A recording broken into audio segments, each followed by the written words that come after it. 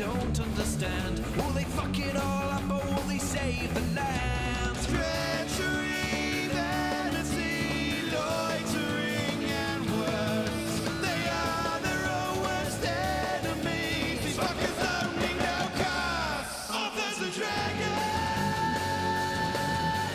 Authors and dragons. Their powers combined, a group of fantasy authors take on a sadistic games master. Will they survive? I don't know. I'm not your mother. Authors and dragons! Authors and dragons!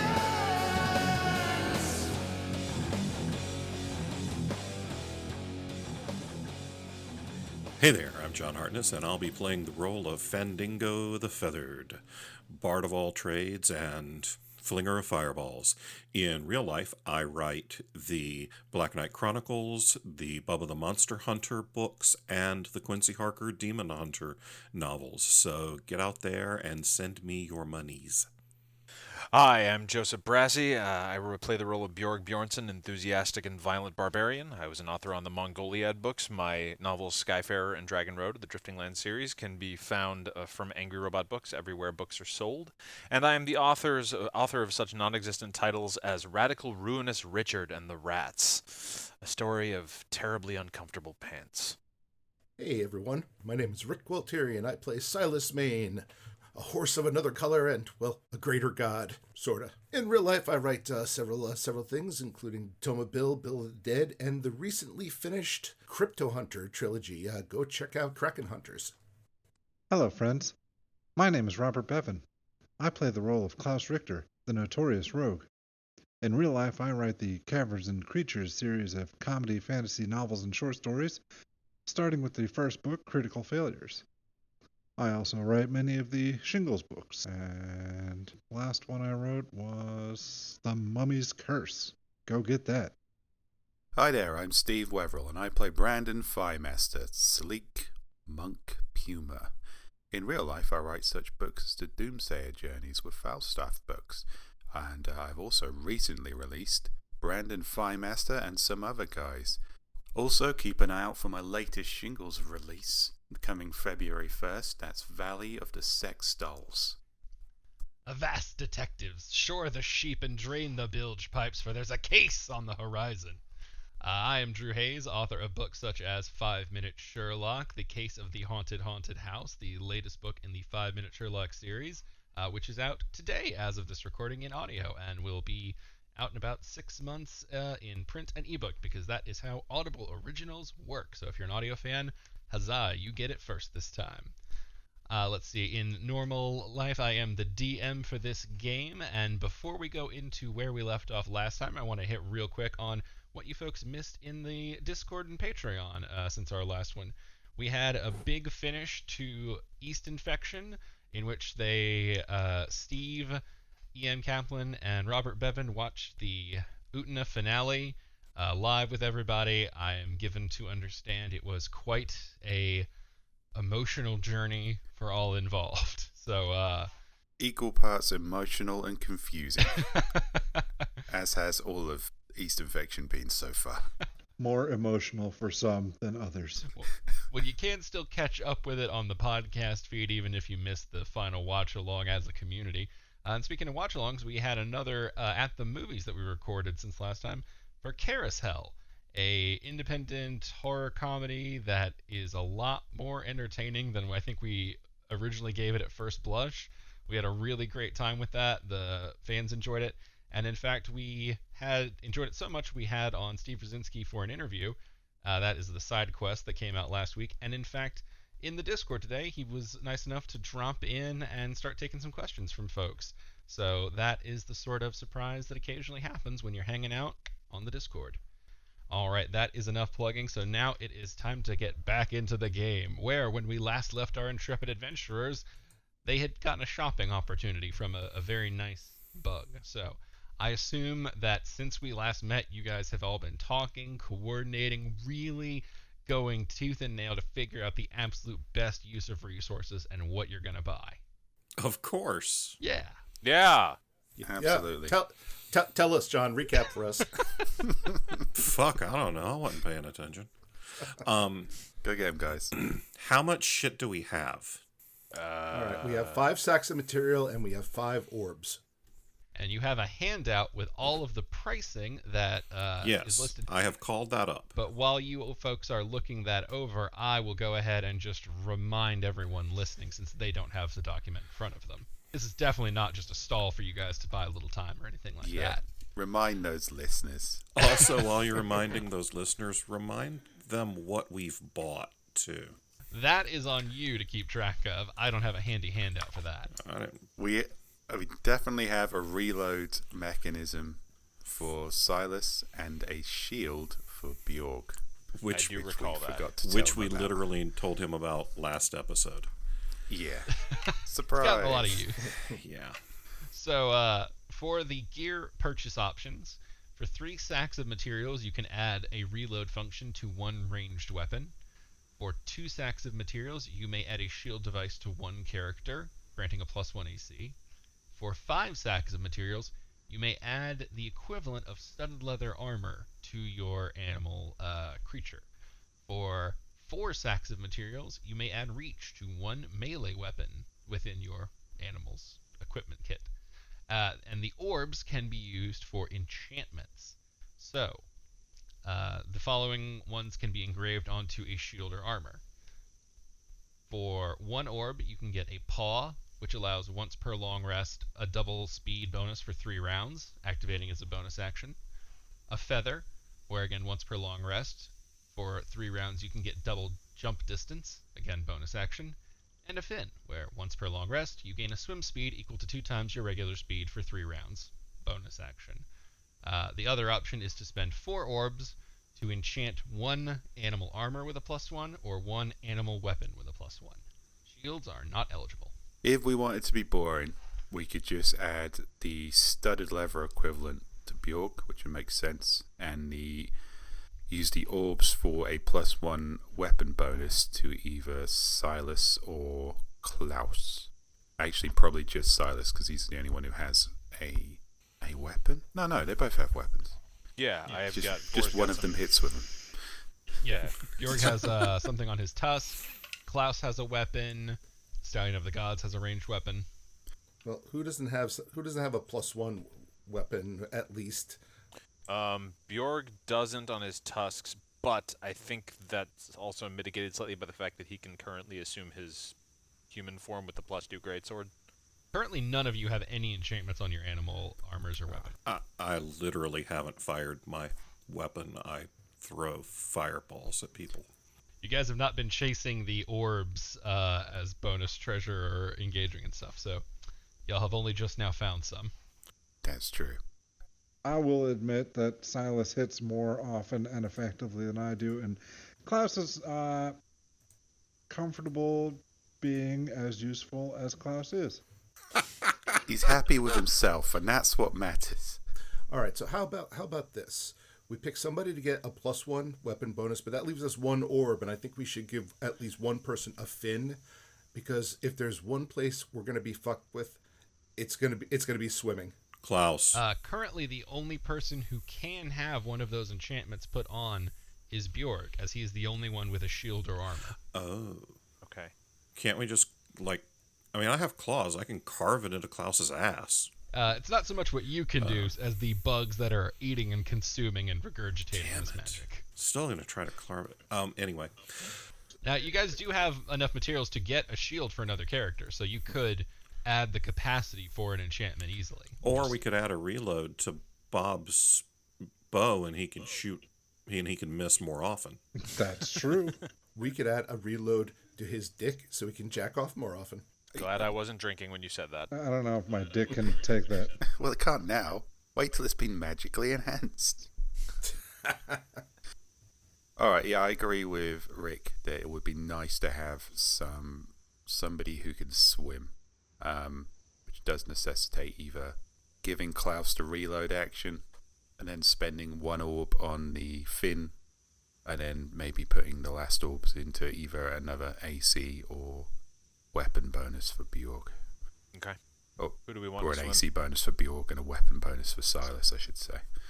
Again, Bjorg does not have animal armor, which would be needed for the +1. He does. AC. He has the shield. It's Klaus. Yeah, we'd have to give him Yeah. the The studded shields leather. can take the enchantments, but they can't take the full +1. Ah, okay, I see. Well, I think the swim would be good for Bjorg, because if we're all drowning and he can swim, he has the added bonus of being able to kick the shit out of whatever's drowning us. He's also the one of us most likely to want to save everyone. That is a good point. I will not let my friends die. See, none of the rest of us would ever say those words. I can picture a drowning Klaus. Friend is a strong word. I would say it. I wouldn't necessarily mean it. Well, then let's use the orbs and give Bjorg a +1 to his weapon and give him the fin thing. And that uses up our orbs. Yep, that would be all 5 orbs. Do you want to do that? I mean, I'm willing to take it if you want to, but I don't want to necessarily take away from the whole party. I literally need none of this stuff because I'm not getting close enough to anything to fucking need it. I'm going to run away and throw fire at everything. I'm going to run away too. Yeah, I'm okay with that. Give the reload to Klaus, and if you want to give the bonuses to Bjorg, because he's probably... Because here's the thing, Brandon... Can't use anything. Well, he can enchant his, whatever the fuck he attacks with. His fist. Everything. My body is a weapon. Pause. Butthole. Yeah, +1 to any melee attack, regardless of part of body, I imagine. Butthole slam. Yeah, that perk of being a monk, any part of you that you strike with pretty much counts. Well, then, do we want to use our sacks? We could pull I our do. sacks together and give Brandon reach. I don't know that I'm into that. Brandon does not have an animal equipment melee weapon to be added. to Okay. that. Yeah. Yeah. They can't extend his arm. That would be horrifying. That would be We could- awesome. There's ways we could Just chop off the paw and put 5 feet of metal in between it and then reattach it. Sex, reach, extend. pool our sacks. Well, then let's put her... Because, Silas, you already have a reload thingy, right? Yes. Well, then let's put a reload thingy on Klaus. And that leaves us 2 sacks of materials left over. We could give a shield to Silas. That's what I was thinking. Yeah. Alright, so reload function to Klaus, shield to Silas, a +1 weapon to Bjorg, And a a fin fin to function to Bjorg. Bjorg. Yeah. Okay. All right. Okay. Okay. And Brandon can't use anything, and the flying chicken does not need any augmentation. Oh, alrighty then. If you folks have made your decisions and would like to go ahead and bring everything over, I'm happy to get started. So what does the reload do for me? It will allow you to take multiple shots if you have them. So as a rogue, by this point, I'm assuming you have multiple shots per round, but you haven't been able to take them because your animal mechanism only has a 1 shot and then it has to be reloaded. So this allows you to take multiple shots. Cool. Okay, let's watch this Beetle poop magic onto us, I guess. All right, so you're all going to have to surrender your equipment that you want modified. All right. Okay. Okay. Guess that's my weasel bow. Silas will stand there naked as a J horse. Everybody figures out how to tap the respective little buttons on their devices to get them to pop off. And you can hand them over to Brattlebert, along with the sacks of material and the orbs. Now, the weasel bow, does that count as a crossbow or is that a regular bow? Check your weasel stats. It's way back in the stuff you got in the beginning. Animal gear, okay. It's a weasel crossbow. A weasel regular bow is just ridiculous. Says the cat who uses his butthole as a weapon. So you all lay the materials in front of Brattlebert, who begins by first gently taking each of your respective gears, and then just kind of pushing them back through the flaps of the tent, and you hear rustling, and you can see movement along the edges, but that's all. And then Brattlebert takes the respective materials and just kind of like tries to like cover a little bit with one of its claws. It does a terrible job because it has an insect leg. And then it just opens its mouth and just... Oh, that was horrifying. You know, Yep. Yes, it was. after traveling with Klaus this long, that doesn't even fucking faze me. Just inhales everything, crunching down, tearing into the metal and the orbs. It bites through the materials. The orbs it has to eat whole because its stomach dissolves it, but the metal just goes down like it's fucking tearing through paper. Yep, horrifying. Yep. And as it's eating, you see like the tent just like coming alive with activity. You can hear like a distinct like buzzing and skittering moving around as this like giant tent is just horribly rustling. So, I am uncomfortable in every respect. so don't want to know what's going on in there. Yeah, the tent is there for your courtesy. I was going to say, thanks to Klaus, I don't want to hear anything coming alive. Alrighty, folks. It'll probably take about an hour for everything to finish up. Finish up. So, if you'd like to avail yourself to the natural oasis or the various vegetations, for those who have herbivore tendencies, by all means, enjoy yourself. Okay. So you guys are basically going to get a short rest because Good. you kind of have to wait for Brattlebert. Is there anything anyone would like to do during this short rest time? Bird bath. You can't be strenuous, but you can be general dicking around. I can take a bird bath and I can sing Rubber Ducky while I'm in the bird bath. I would like to generally dick around. I expected nothing less. Let's see here. What's the water situation? Okay, Bjorg is also going to go bathe because he is probably showered in gore from various different fights. I will see if I can find some rotting leaves and branches on these plants because I do not deserve better. You can find the shittiest, like the least developed, like thing, so they're tart and spiny, and it hurts to bite them. Excellent. Oh, I'm glad that worked out. Yeah, Brandon is just going to continue getting the various goops off of him in the oasis. I suppose I should have checked to see if this was anybody's drinking water before I started washing gore into it, but oh well, we're here now. I mean, we're animals. The gore water is the drinking water. Yeah. Well, Oh well. Gordon may or may not be singing a copyrighted song about being a bear and basic necessities, but we can't afford that tune, so use your imagination. Look for the Ursine requirements. He's just replacing bear with his own name. The simplistic Ursine requirements. Neglect your problems. Neglect them. Yeah, that sounds like life lessons we've all taken to heart. Pretty well, yeah.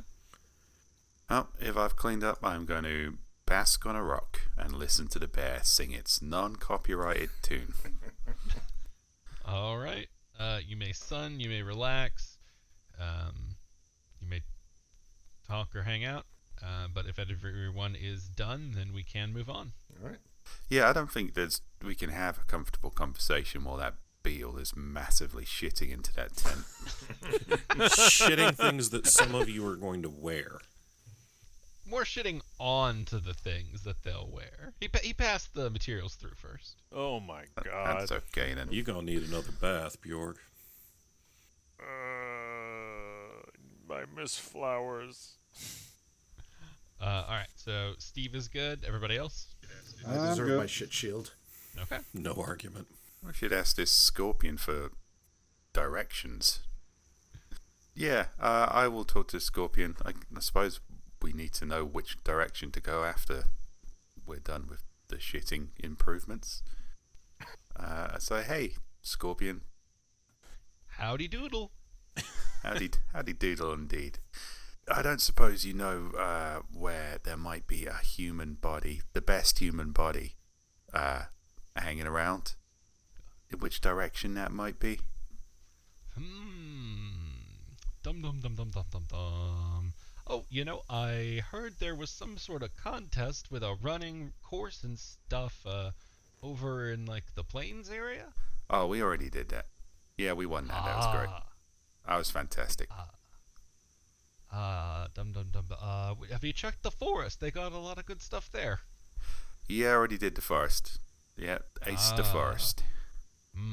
So you're sticking desert for this one, huh? That appears to be the case, unless this landscape suddenly gets more interesting. And he goes to scratch his head with his own tail, and he does, but you definitely also see him stab himself a little bit, and suddenly the demeanor makes more sense. Okay. Let's see. Oh, well, if you're coming from the south, then the only ways that are still desert would be north and northeast, because northwest will take you to the cove, and that's no good. That's not desert, that's coastland. Well, right. if you wanted to go just straight north, you could, but I don't know. I heard there's some weird stuff going on as of last night. A bunch of the critters, not the, sentient ones like us, but just the regulars, they went scampering around, and I haven't seen them come back. But then to the northeast, there's the sandstorms, and whoo, they are bad today. So, Pet Cemetery, sandstorms, or the beach? I will mull this over. Well, not the beach if you want a body. That wouldn't be the desert. Oh, man. I should have known it wouldn't be that easy. I suppose I need my body before I go to the beach, otherwise what's the point of having a beach body? Well, I suppose I see the wisdom there. Yup. You're a smart guy, Scorpion. I like your style. I'm Scrant. Good to know you, Scrant. Keep doing whatever it is you're doing here. Basking. And he is basking indeed. Enjoying his sun. The relaxation of the sun. He kind of clicks his pinchers happily. He's a content.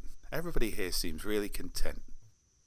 Or trying to murder us. There's no middle ground, really.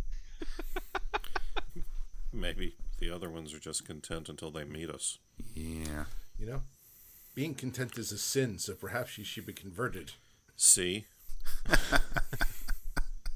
This guy looks comfortable. Silas, go get him. Silas, don't shoot the scorpion. I'll relay the information to the rest of the guys. Sandstorms to the northeast. Unusual critter activity to the north. Having the flesh flayed from our bones sounds invigorating. North it is. Skittering creatures, you say? Really, I just say go whichever way Silas didn't say go. Yeah, I mean, that sounds smart. I know that's not our usual MO. I mean, the sandstorm's probably not going anywhere. Skittering works great too, because as is written in the one true book of Torah.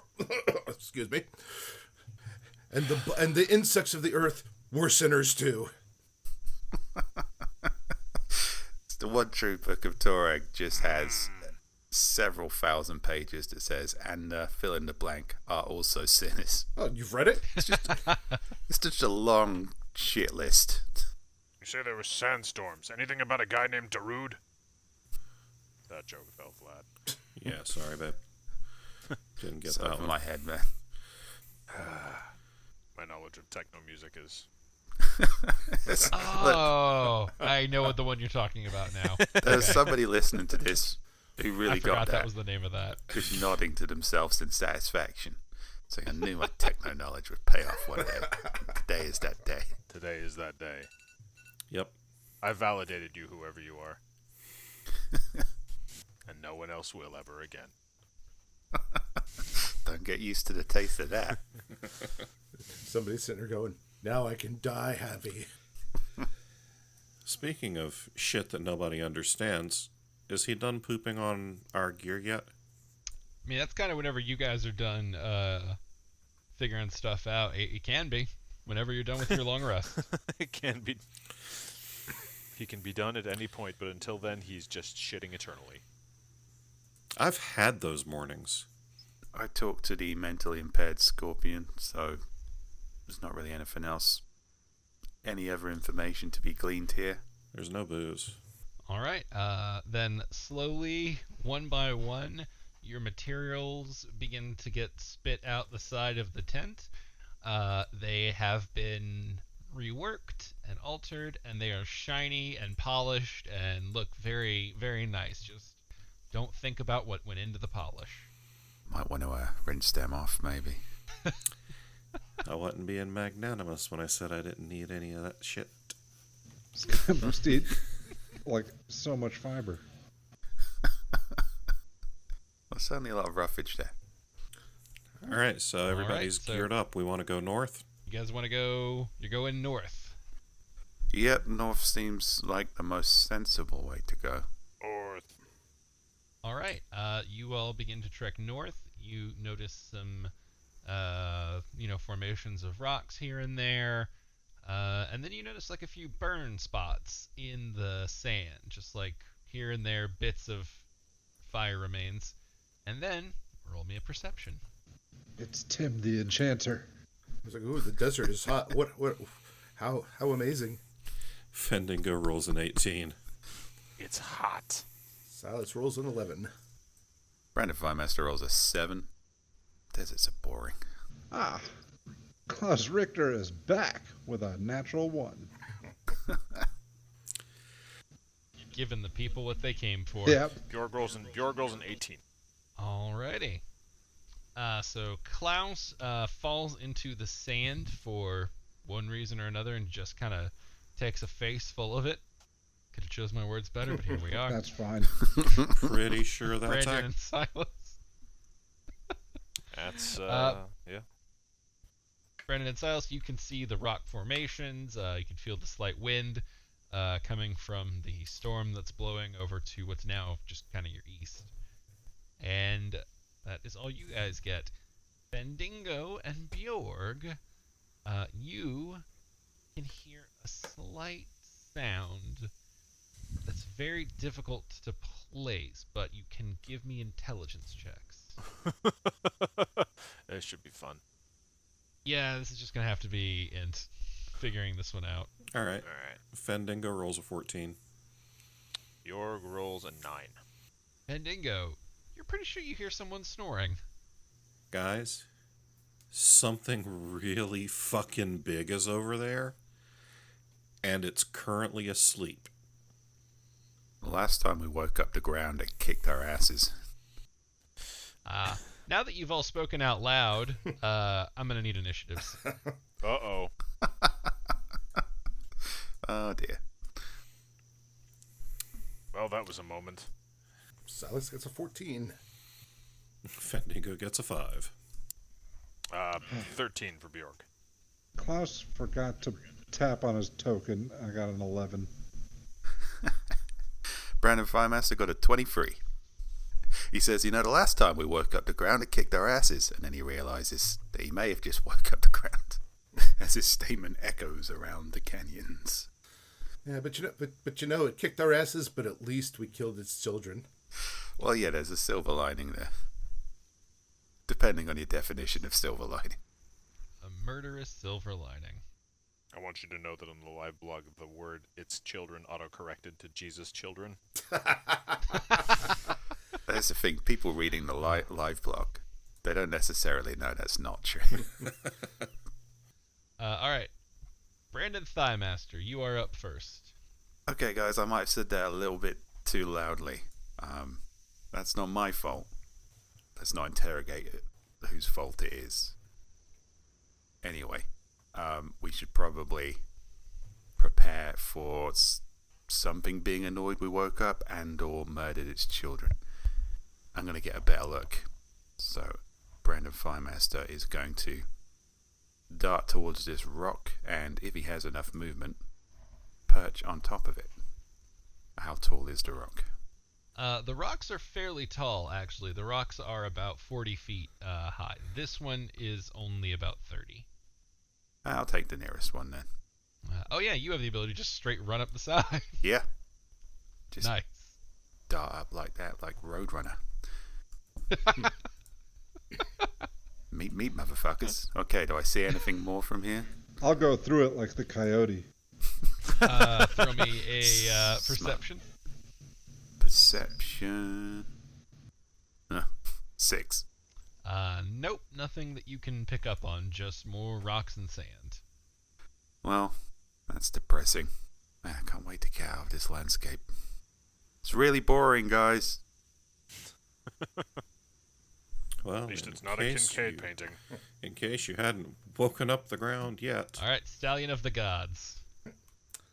Head over here, and I will scream out at the top of my lungs, wake up, because restful sleep is a sin. Well, if I wasn't awake, it is now. Excellent. All right, Bjorg. Okay, Bjorg is going to move into a position between Brandon and Silas where he can sort of keep a mindful eye on everyone. I was going to say be the center of a fireball. That's going to happen no matter where he is. It's really, Not wrong. really informs our strategy. Well, Bjork's a tank, so it makes sense to stay near him. On the other hand, he might suddenly explode into an inferno at any moment. But you have evasion, so... To be fair, that's not his doing. But it's just pattern recognition, man. All right, Klaus. Yeah, gonna wait. Klaus doesn't know what's going on, so he assumes the safest place to be is near everyone else. But since everybody's going that way, I'm assuming there's also danger over there. I'm going to go hide behind this rock.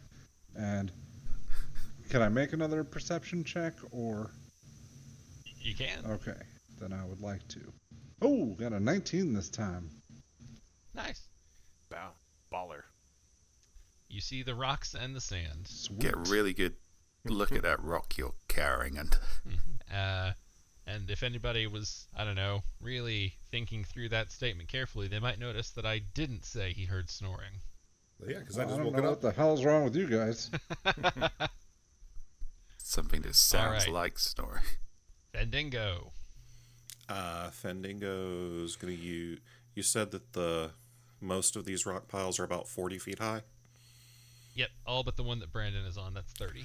Alrighty, so Fendingo's going to use his full movement to go 80 feet over and 40 feet up and perch on top of this rock. Alrighty. Oh, boy. There's just no way he doesn't get advantage on this one. Oh dear. So I'm about to die. It's possible. So, the first attack will take him out of invisibility, but... Oh, hey, what's up? I was right about the center part. I mean, you weren't entirely wrong. This guy doesn't look like a critter or an elemental. That is highly undesirable. He looks like a jerk. And he's going to have advantage on this first one. 28 will hit, and I'm assuming a 25 will also hit. Yeah, those are just fine. Oh, shit. So that is... First one is 14 slashing, 4 fire. You're fine. Second one is 13 slashing, 10 fire. You're less fine. And everybody who's not John, make me a perception. Don't know who this guy is, but he hates birds. Because technically this is all happening out of sight for you guys. Oh, gonna kick ass. Silas gets an 8. Brandon Firemaster gets a 14. Bjorg rolls an 8. Fuck. Oh, out of sight, out of mind. Just hear black. Fandango, you can, are you crying out or anything? Are you conscious? Oh yeah, I'm conscious. Okay, good. Yeah, I'm at 26 hit points. So, I mean, I can't take another shot like that. And I don't fucking intend to. So he whips his blade down, fire flings off of it and kind of lands on the rock as he hits you because he's swinging all this fire magic around too. As you have been hit and burned, and there's a few small blazes on the rock that have kind of are around you. But yeah, fuck. What the fucking fuck, dude? It is Tim the Enchanter. You're a busy man. Klaus, You can hear something. You hear squawking, or you hear Fendingo yelling. I was just coming to say hi, motherfucker. What the shit? Brandon Thighmaster, you are up. With a 14, did I get any of the bird murder? You did not. Fendingo didn't really scream out that loud. He just kind of sass-talked the attacker. Well, he is always talking. I suppose I wouldn't see anything out of the ordinary there. That is fair. Okay, what would Brandon Thighmaster do? I'm on a rock. Everything is fine. Probably pose. Yeah, I'm already posing majestically on this rock. I didn't state that in the last round. I assumed it was a given. I wonder if I can get up to this other rock while I'm here. Using a mixture of, was this rock 10 feet higher than where I am now and 5, 10 feet away diagonally? So I guess like 20 feet plus 10 feet is 30 feet. I can make that jump. I can make a 30-foot jump. Yeah, I'm going to, hey guys, look at me. Nothing else is happening. I jump onto this rock. Yeah, I think you can... Give me an athletics just to be safe, but I'm pretty sure you can kind of just do that one with your level of ability. Providing a natural 1. I agree. It is far more interesting in this direction. The 16 on athletics. That covers it. Yeah, I think that'll do it just fine. I'm trying to look up where the exact things for jump are. So far today is going great. 3 plus you can leap into the air. 3 plus your strength modifier. If you move at least 10 feet immediately before the jump, which you can do because you can just walk back down the side and run up it because you have your Spider-Man ability. I also have the athletics thing, which halves that, so I only need a 5-foot run up for a maximum jump. Yeah, you're fine. That's easily doable with a 16. No problems. I turn around to the others and go, "Look at me!" All right, when you turn around, give me a perception check. You are looking down. There's a slight chance you won't happen to glance at Fendingo. Yep, 7 perception. I think that's slight chances in the area. I was looking for a 5 or lower. You are able to notice the very, very tall dude who has crimson skin, horns, and a big ass blade. Just a big ass blade. Look at me. And Fendingo looks fucked up. And not in a good way. Now, we've seen demon folk before, haven't we? Am I in the position where I might make that assumption this is some kind of demon dude? You can roll me a knowledge arcana and we'll see what assumption you make. What is it, son of horse? Alright, knowledge arcana, sure, why not? Wow, I just realized the irony of me being turned into a horse. Only if you fight the demon horse while you are a horse. Brandon Thighmaster rolls a 12 for knowledge arcana. All right. With a 12, you know demons are usually a little more, I don't know, fucked up. Something seems a little off. You're getting a lot of demony vibes, but just something is tickling the back of your brain. Well, while I'm working that out, I should probably point out that Fandingo's being murdered. Yeah, that would have been a good thing to use your action on. Stallion! Well, I only got an 8 on perception.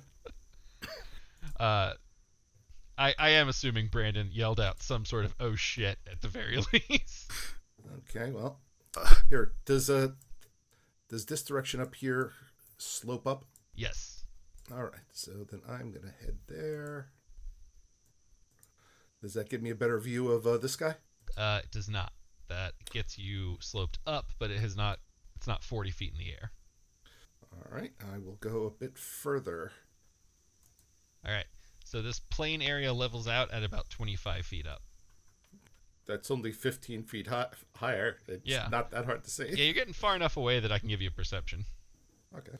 Because there's also, you have to be at the right diagonal for it. Okay. 18. With an 18, you can catch something going on. You're not far enough to get the whole picture, but you can see some sort of figure at the top. Yep, there's definitely somebody up there. See, something's happening. All right, Bjorg. Okay. It's been established that someone is up there.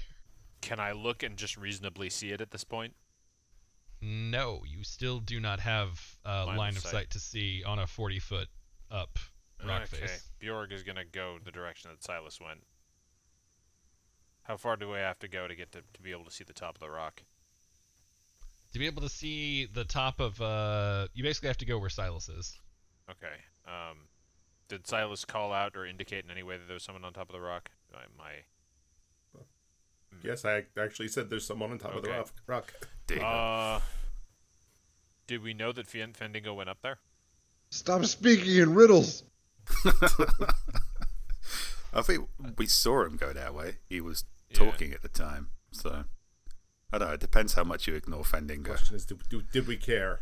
All right. Well, Bjorg is still going to stay around the base of the rock, and he's going to call up, Fendingo, you all right up there? No! All right, class. Something's happening around that rock. Well, I do not want to make this journey across wide open space without first doing a perception check. May I? All right. All right. Klaus rolls an 11. Okay. There is sand and rocks.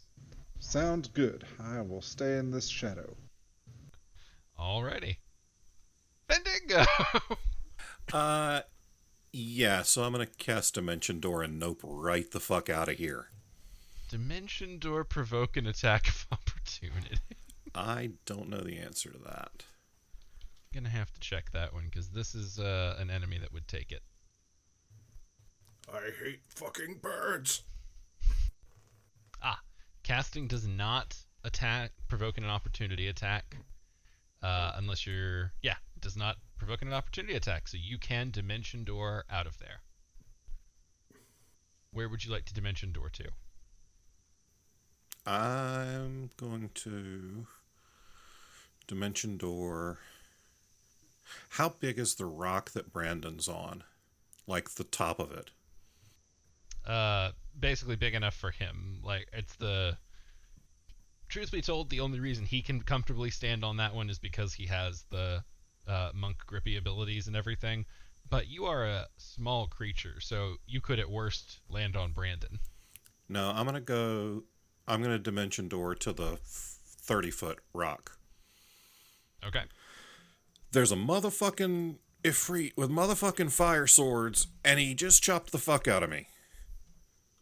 Well, No one likes a tattletale. And that sucked. So, you fighty dudes do something about this. Fighty dudes, assemble. Let's do this. Alright. Fendingo and Brandon, you can both kind of easily notice that the Ifrit has walked to the edge of his rock and is looking out at both of you, and he mutters, Cast.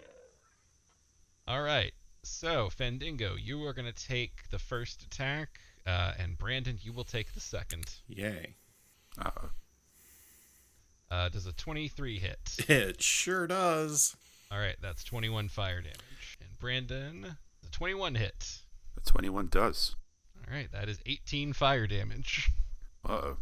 that bastard coming down? Nope. I'm going to have to climb the rock. I think you guys have gotten a little too used to fighting unintelligent monsters. I mean, we're unintelligent adventurers, so it seems only fair. Fair enough. Alright, Brandon Thighmaster.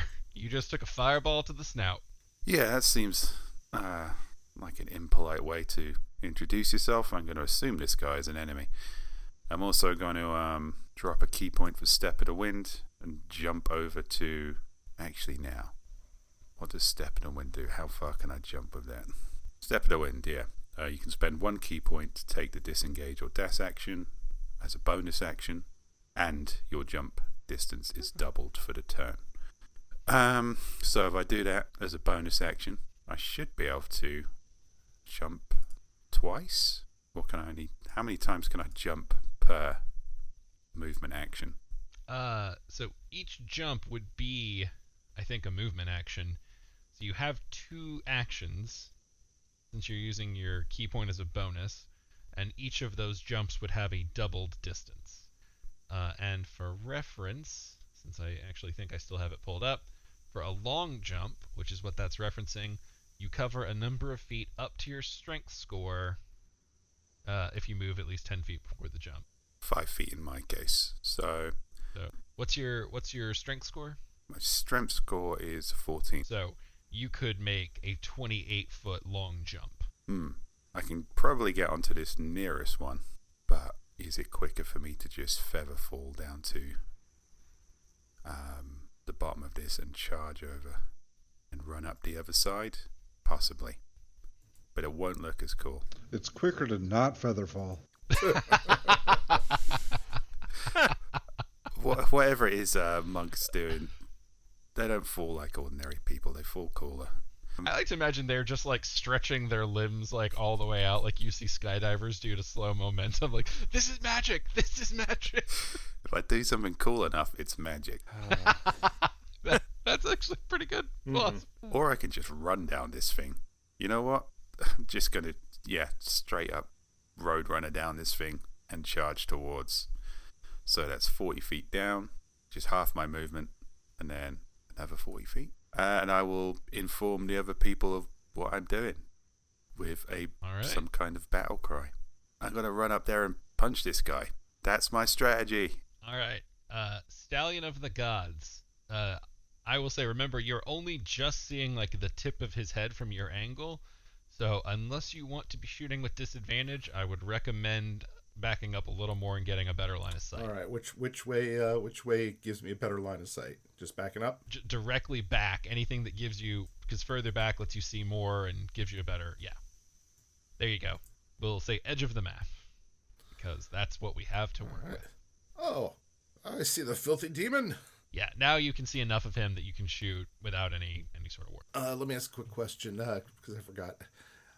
Turning back into human, is that after every long rest or after a short rest? Short rest, but a standard action. Thinking since he's beating the hell out of them right now, we will take that action and turn into Silas. All right.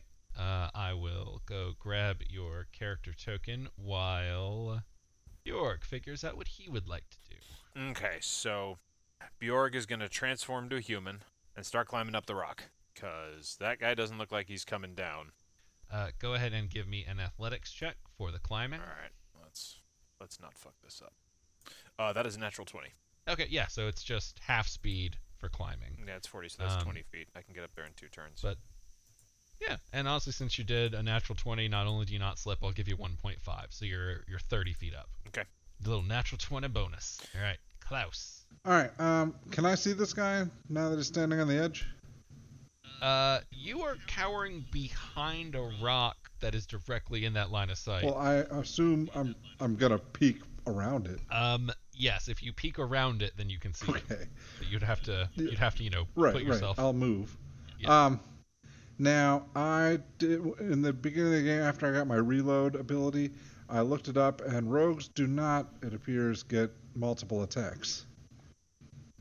Does that affect my reload? Yeah, it's only in a bit. It's gear that has the ability to shoot multiple times in a turn. You apparently that cannot be right. That's no. I mean, you guys are high I looked up fighter. I looked up ranger. They both get multiple attacks. Rogues, from my research, don't. They're not like a multi-shot. I don't think so. I mean, ability. That's why I was really quiet at the beginning of this episode. I was looking this up, but I couldn't find anything. I mean, they do in, 3rd edition, but yeah. I guess I thought there was some sort of ability y'all had to get more attacks. No, I think that's why Silas has been firing twice, and I've been firing once this whole time. Would your crossbow expert feat contribute to this at all? I don't think so. I looked that up too. Yeah. So, well, was that useless? Yep. Awesome. Well, it looks cool. It's not useless. It's an excellent lesson on the importance of knowing class ability. All right. All right. Well, I'll take a peek and fire my one round, and I'll, as it's reloading, I'll give everybody a thumbs up.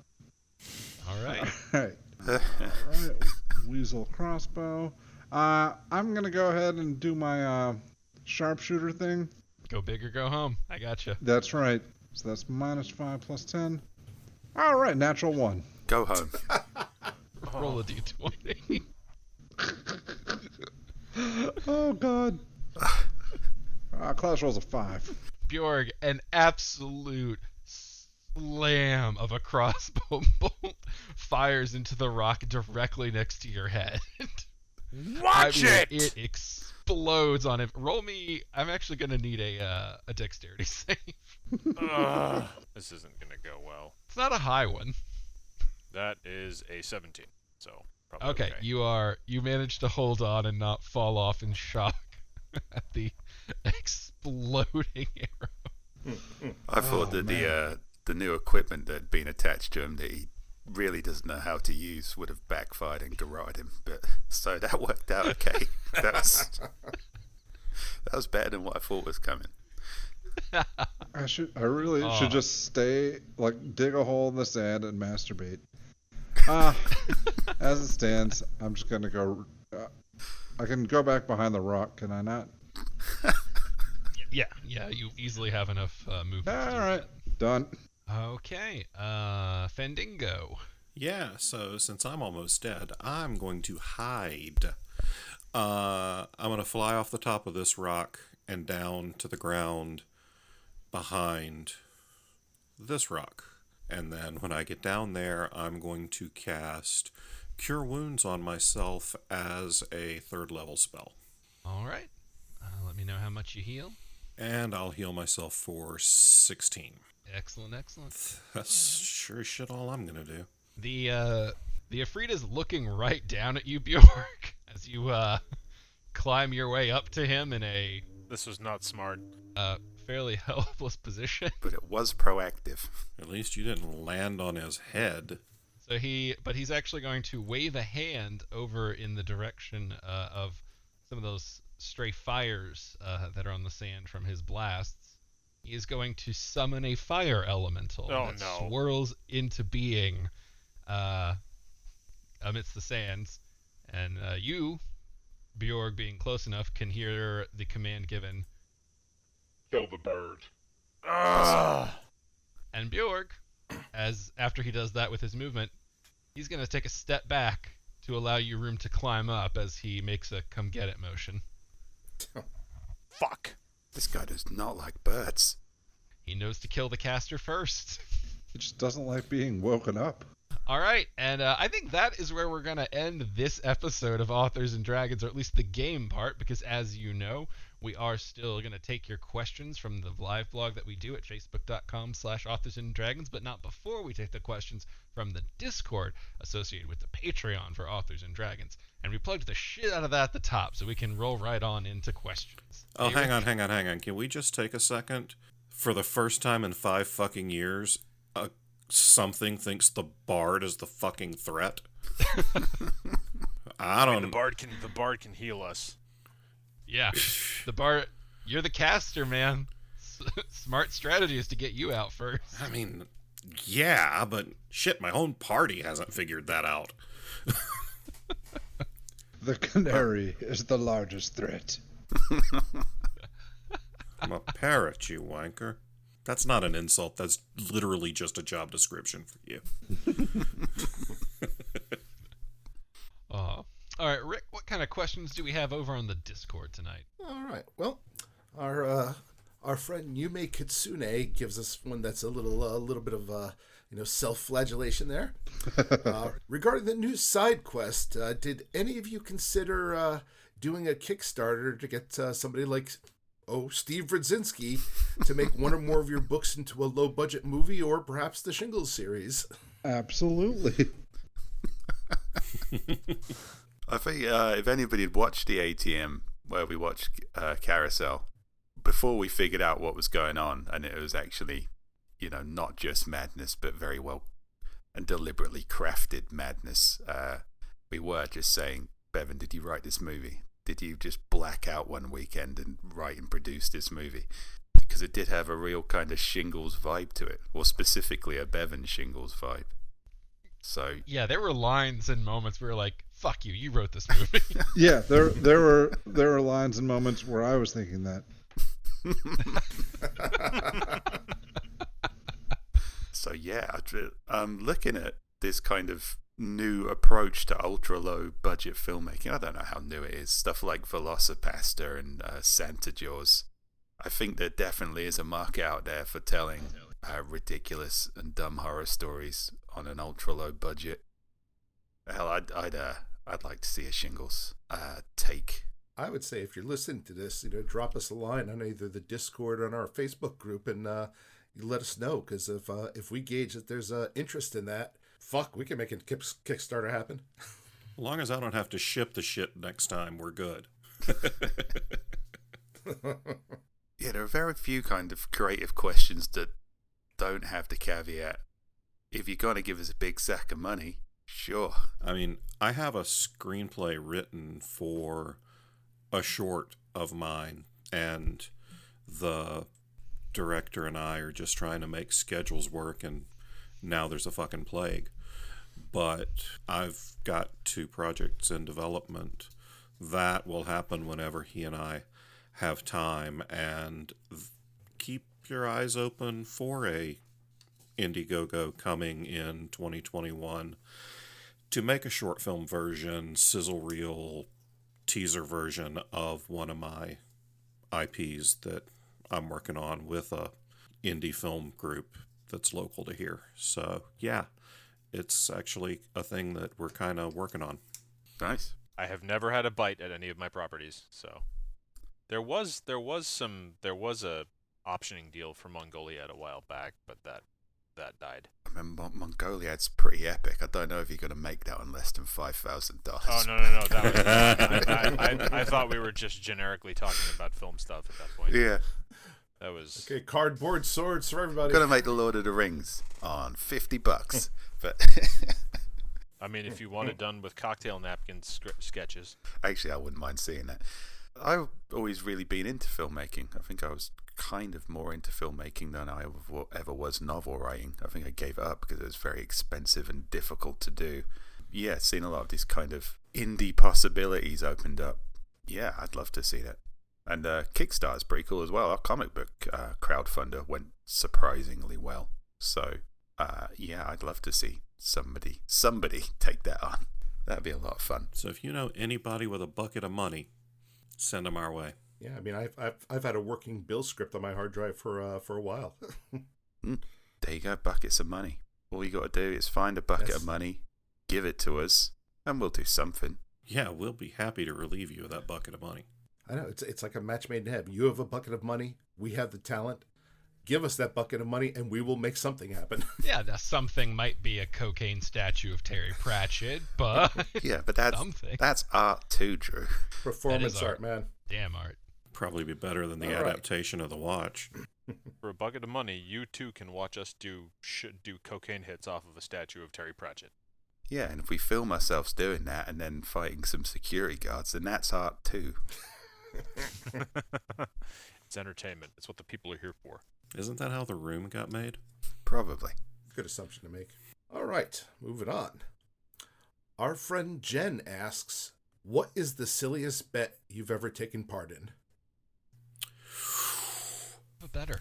I can do that one because I have to stare at it every time I look out my fucking back, yard. My wife and I went to Atlantic City, and it was stupid. We weren't betting a lot. We were just like spending $100 each, and the bet was, well, if I won more money, she would owe me, let's just say favors, and if she won more money than me, I had to get a fucking pool for our backyard. You can probably see how this one turned out. So what kind of favors is she doing for you in the backyard?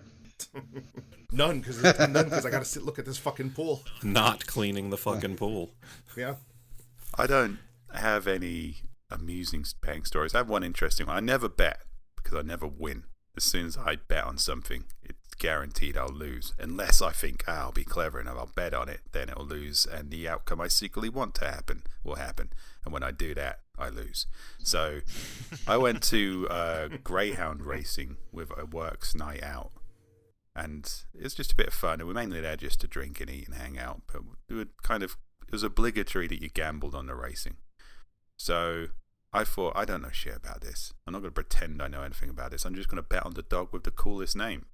First dog was Serious Moonlight. I thought, well, I'm betting on that. That's a fucking Bowie lyric. There's a cool name. Even if I lose, I'm going to look cool. And the dog won. And then I started overthinking. I thought, I'm not going to go with just bet on the cool name. That's stupid. Now I've got a stake in this. I'm just going to, I'm going to look at the odds and listen to the people around me and see what they're doing. And I don't think I won another race for the entire game. But every time I picked a race, I thought, oh, that guy's got a cool name. I should bet on him, and didn't. And had I just stuck to the pick the cool name, I would have won, I think, 5 out of the 6 races. So that's my betting story. The universe doesn't want me to win anything, and if I have a dumb idea, I should just stick to it anyway. 3 years in a row at my old job, the woman who won the fantasy football playoff pool picked the prettiest helmets in each game, and she won the whole thing. 3 years running. See, I should have just stuck to the system that makes a mockery of the whole deal, and I would have been much better off for it. So I probably have gambled more than the rest of the podcast put together. And when I was working in the poker industry, we bet on fucking anything. I once bet a friend of mine at a poker table. We bet on a newlywed guy's wife's pubic hair color. I lost that bet.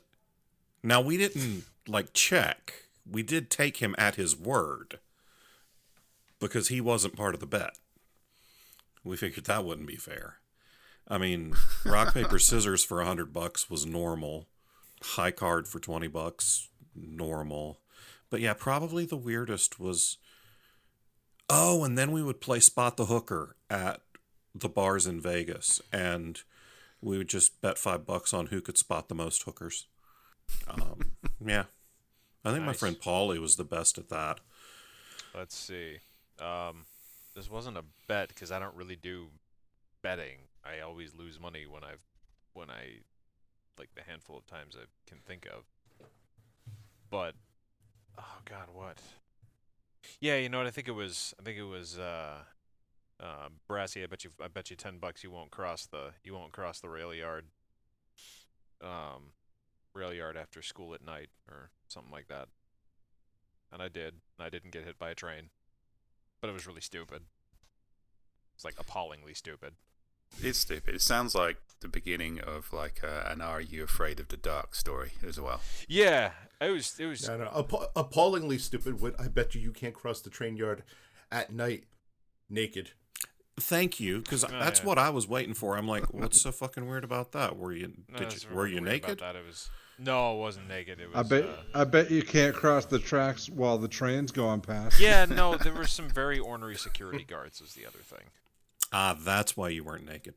Oh. In their defense, they were just trying to stop children being obliterated by trains. Yes. What's with all these naked children getting hit on trains? Just keep happening on my shift. Ah, damn it. Another night, another dead teenager. Break out the spatulas. We got another one. One day I'm going to find the lady that put this curse on me and thank her. Do we live near a nudist colony or something? One time, we did actually. My friend and I were in where this is another rail yard story. We did not realize that we were trespassing, and we accidentally came up on some police behind their backs without realizing it. They didn't think that was funny. Yeah, no. Yeah, in the 90s when I was in high school, I was as stupidly optimistic as I am now, and I bet my friend that in 10 years, technology will have progressed so far that we could fly anywhere in the world from anywhere else in the world in less than an hour for under $100. I bet him $100, and that didn't happen. And to his credit, he kept the piece of paper that we both signed, and to my credit, when he, we hadn't been in touch in years. When he got back to me about it, I didn't laugh in his face and refused to pay. I coughed it up. So that is to your very credit. honorable. And, I hope he was bitter about it. He was just like, now I got my $100 and I still can't go anywhere in the fucking world with it. $100. I can barely get pizza and a movie for this. In this economy? Was he just really angry about it? Oh, $100 anywhere in the world, Bevin. Yeah. No, it's just like, are you fucking out of your mind? And like, oh, come on, let's put money on it. This is easy money. Yeah, technology's going so fast. No problem. If you just added virtually to that, then you would have technically won that. Oh well, there's nothing we can do about it now. Yeah, I'm at peace with it. I wouldn't be. That'd be keeping me up at nights. I'd be thinking of ways to get him back. Get him back for calling me out on being stupid. Yes. All right, yeah, that's a me thing to do. If we spent time chasing down everybody who called us out on being stupid, we'd never write any more books. No. Might explain why I don't get that many books written. I'm not confirming that or not, but just saying it's a possibility. I could sit down and write a chapter, or I could get petty revenge. Oh yeah. Our friend Danzig 1520 asks, what platform would you suggest for someone to share their writing on for the first time? I recently finished a short story and I want to share it with people, but I don't know where to start. Ooh, that's a good question. Man, that's a tough one. I know there's a lot of platforms out there, and a lot of them cater to, I guess, like individual genres and stuff, but I'm just not familiar with it enough to make any recommendations. Yeah, when I was coming up in the web serial game, you had to build your own site and then hopefully join like a web ring and draw traffic. But then I know like Wattpad came along and that sort of became the centralization hub for a lot of serial stuff. I don't know if it's one that is good, or like I don't know the experience of it because I've never used it, but Yes. it's a name I know. Well, apparently Wattpad just got sold today, so Oh, wow. Well, I would probably to some Korean firm. Awesome. Yeah, because I was going to say Wattpad. It depends on what you want. If you just want to throw it out there to the world, then yeah, something like Wattpad. But if you're looking for critique and growth, there are lots of forums and things like the Absolute Right Water Cooler where you can find critique partners to look over your stuff if you're looking for that kind of stuff. But if you just want to send it out into the world for no money because you wrote something and you think it's cool and you want to share it, then I think Wattpad's probably still the one to use. Or throw it up on KDP. Make a buck out of it. Yeah, that's what I do with my short stories. So I understand if you're trying to get your feet wet, and when you start out writing, you have to write several shitty ones because that's just the process of learning a skill. yeah. And you don't necessarily want to do your learning reps in front of a crowd. So I definitely get the wanting outside of, KDP. Yeah, well, that's the thing, though. I mean, I did that too, but I didn't put them up anywhere. I was like, this is shit. Yeah, and that's okay, but some people want like that workshopping environment where they can get some critiques and sort of see where they need shoring. Yeah. Yeah, I mean, one thing to keep in mind, I would say, is like, is we all want to share our stories with like, with people, but those people don't necessarily want to read them. So I would just like have that, in the back of your mind, just the reality of, you could put the story anywhere. You can put it on the blog, on your blog, on Wattpad. You could invade some Reddit subreddit and put it there. But like, the thing is, I guess you have to have a hook and have people interested to read it, which sometimes can be harder to find than actually just writing. Well, actually, often is harder to find than just writing the story. Yeah, and I guess it depends if you're writing to a specific audience as well. If you are, I think that's kind of an advantage because you can just go on relevant forums, get the vibe and react to that. So, I don't know. I guess it really does depend what you're writing about. If you're going to post your early efforts and you hope to, take it to a more public forum one day, do not be afraid of using a pen name or two. Because you might want a little distance between where you start and where you end up when you make the big jump. Someone who didn't use a pen name and it has caused a lot of headaches at various points of his life, look into pen names. Yeah. Don't pick the dead guy's name. Yeah. Or don't have a dead guy's name and then try to utilize it. I tried to do that when I first started off with comedy article writing. I thought I'll just pick my name. I'll pick a name that sounds humorously ridiculous, but is close to my own name. And I picked Steve Stevenson. And then I figured out there's actually a famous guy called Steve Stevenson. And I thought that was your name for like a year. Well, it's a defective pen name, but I inadvertently stole it from a real person, so... I have authors that I've published that I didn't learn their real names until they signed contracts with me. People I've known for years, and I was like, oh, that's your pen name? Oh, okay. Yeah, no, I know a few people like that. Yeah, same. But yeah, it's like, that's good. That's good advice. Go out there and be like, hi, ladies and gentlemen. My name is Dick Enormous, and I have a story to share with you. That's not all I've got to share with you. That's Dick Enormous. Yeah, these are the kinds of reasons why you might want a pen name. That's the only reasons why you might want a pen name. Schwangus Longus. German. Yeah, and if you're going to pick a ridiculous comedy pen name, make sure it isn't just somebody's ordinary name. All right, with that, why don't we head on over to the Facebook, Joe? Schlongus. Schwangus Longus. Hugh G. Rection. Seems to be a few people on the Facebook also saying, so that Carousel guy, is he making a Shingles movie or what? Okay, let's see. Well, we've already kind of covered that, so... yeah, let's see here. Our friend Matt says, as much as I have bonded with all the current characters, if you were to start a new campaign, what types of characters would you like to build? I mean, we've answered this before, but I'm sure the answer changes. Yeah, I feel like we get this one every now and then. Jorcerer the Sorcerer. Have we updated? I mean, I would want to play some kind of fighter type, because I'm not. As we discussed this evening, I'm the caster.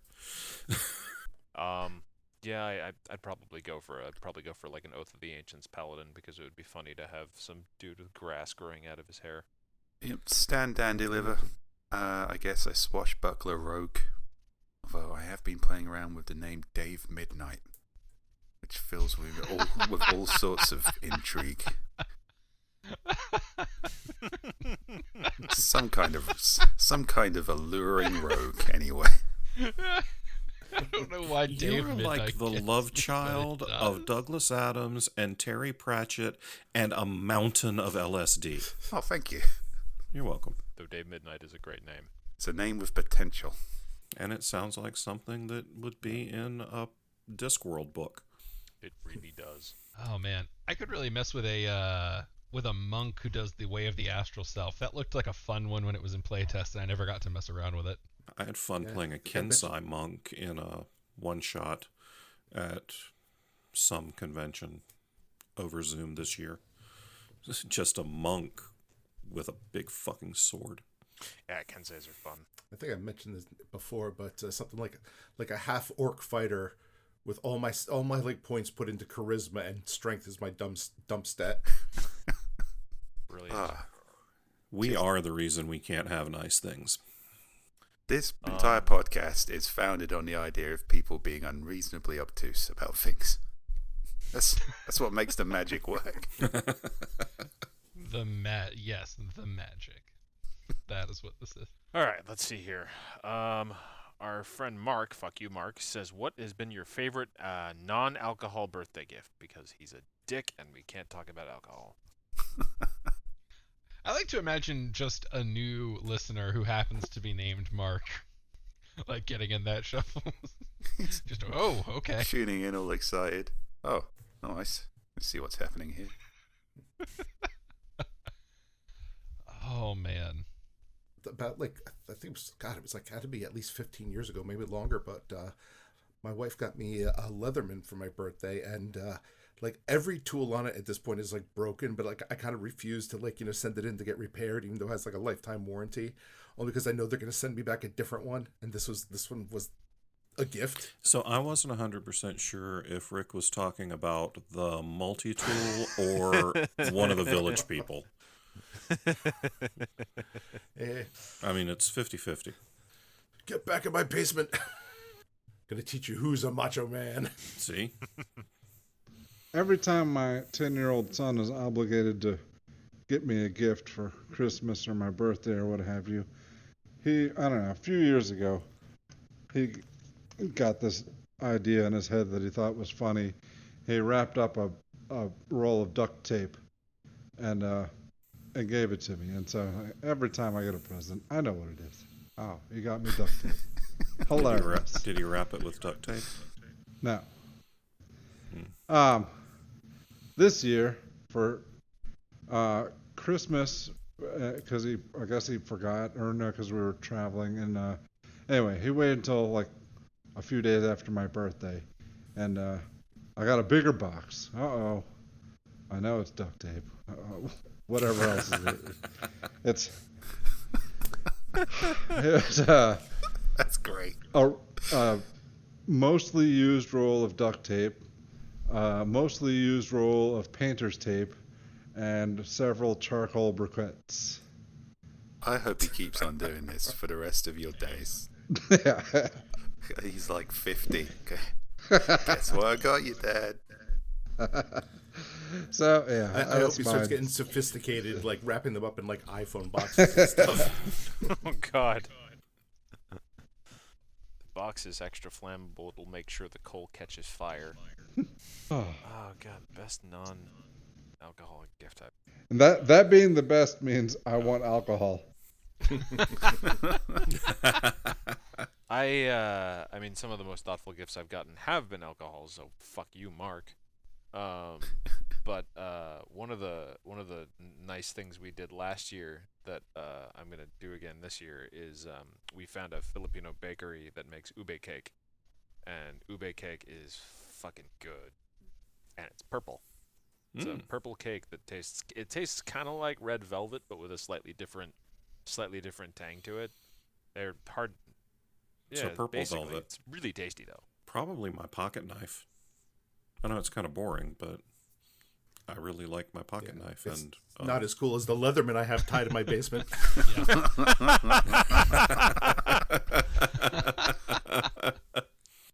Oh, man. I gotta go with my first car, which was for my parents when I was 16. It got handed down, and it was an old Jeep, but my God, to a kid in a small town where nothing was walkable, it was a fucking ticket to freedom, man. God, that was a life changer, if not a game changer. I have a fond memory from childhood. I wouldn't have been that young. I was maybe 14 or something. I was 14 or 15. I was old enough to be mature about disappointing gifts. My parents gave me my present, and I was having some buddies over, and we were just hanging out, so I was kind of like, that was my birthday thing, and that was going to be cool, and I was excited. But I was like, oh, present as well, thank you. I opened it, and it was Mario 64, but I didn't have a Nintendo 64. So I was like, oh, thanks, Mum and Dad. It's really thoughtful. Cheers, thank you. And I start trying to not say, you've just spent a lot of money on a gift I can't possibly use. And I was just trying to be polite about it. I didn't want to, disappoint anyone on my birthday. And then they were like, oh, we also bought a Nintendo 64, but, that's kind of a family present. I was like, I know what I'm doing for the rest of the evening, probably the rest of the year. This is a great birthday. So Yeah. that stood out as a nice memory. actually, I just remembered a really good birthday present. My brother got me tickets to the Rolling Stones on their Steel Wheels tour in, what was that, 88, 89? It was their first tour back after a long break. and it was Living Color opening for the Rolling Stones. Yeah, but Nice. Nintendo 64 with Mario And I Kart. got high as fuck. That's true. I mean, that's good, John, but I don't know if it's Mario Kart good. It's a high bar, Steve. It's a I high got bar. really, really high. Did you get Rainbow Road high? It was almost cross the rail yard naked high. I don't know. I'm thinking 16-year-old Drew cruising through Texas there, being like, "Hey, ladies, I have a car. Find me sexy now." It was mostly all my fucking theater friends bumming rides off me. The party times. Oh man, I'm remembering cast parties now. If it was a good cast party, you're not remembering it. I remembered a few of them. That had nothing to do with being high, though. Our running joke was it's never a party until Cedric takes his clothes off. And it was always a party. Every show. Our friend Crystal asks, any chance of a crossover with the lovely Calamity Jane crew one day? I can answer that. I can say, keep your ears peeled for a release on YouTube this month. Coming up in the next 7 days or so will be the next Calamity Janes. It should have an interesting surprise. I think at least one of the members of the Calamity Janes wants to murder Fendingo, so I have to live through the Ifrit fight first to get murdered by the Janes. I don't know which one is connected to Bjork's backstory, but apparently he destroyed a kingdom. They have a long list of grievances I mean, that, true to character, I refuse to pay attention to. But just to say, in the next Calamity Janes, there should be a bit of a surprise waiting for you. All right. Our friend Luke asks, this was the last one, what is a life skill you wished you'd learned at a young age, and have you since learned it as an adult? Yeah, it's funny. This conversation came up in my house just this past, weekend as we were pulling up carpet and doing some drywall and stuff. My wife being like, "Isn't this something your father should have taught you?" And I'm just sitting there all bitter, going, "Yeah," which is probably why I suck at it.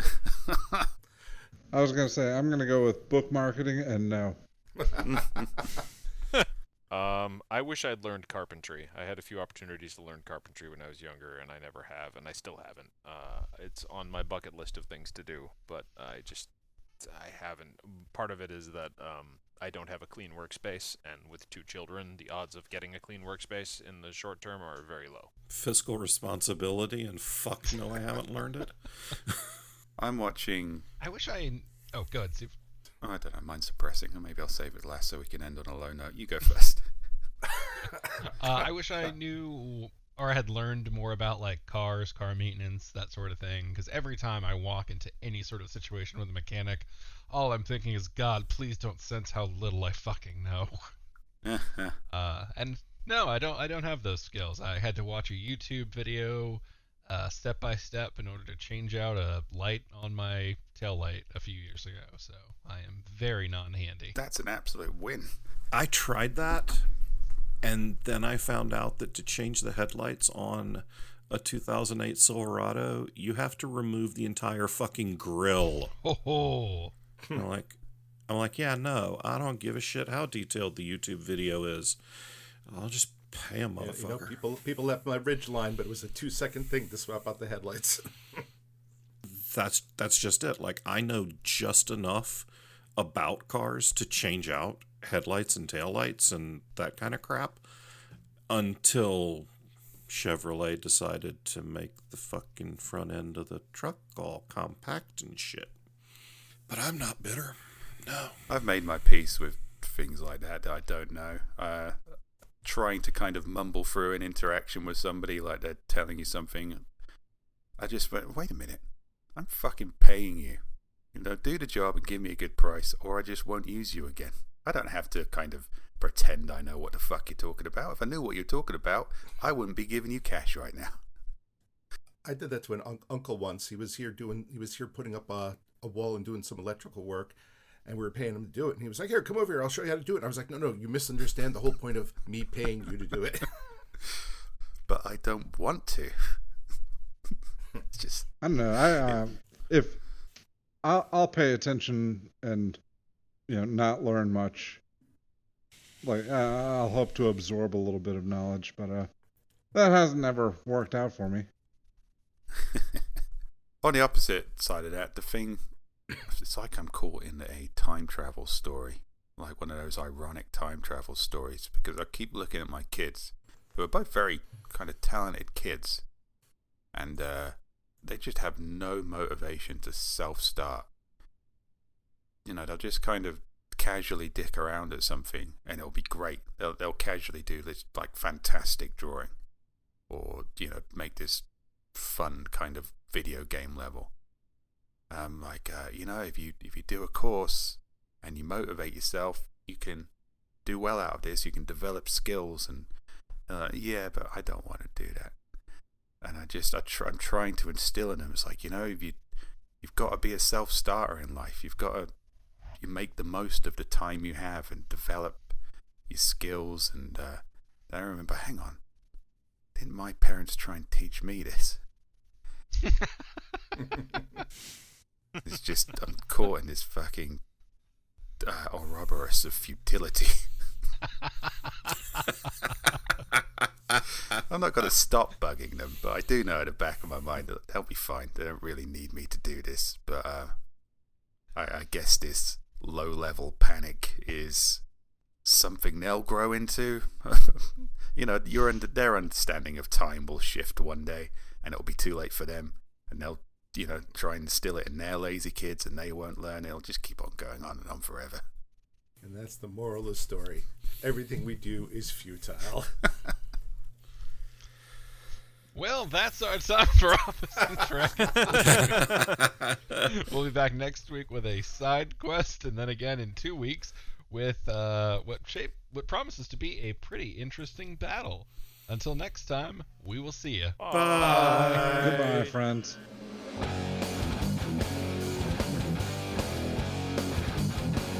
Authors and Dragons is brought to you under a Creative Commons license, meaning you are free to share this material so long as credit is given to those who created it, which is us, the people you just heard play the game. Opening and closing themes performed by the Gore Core 4. Authors and Dragons! Authors and Dragons!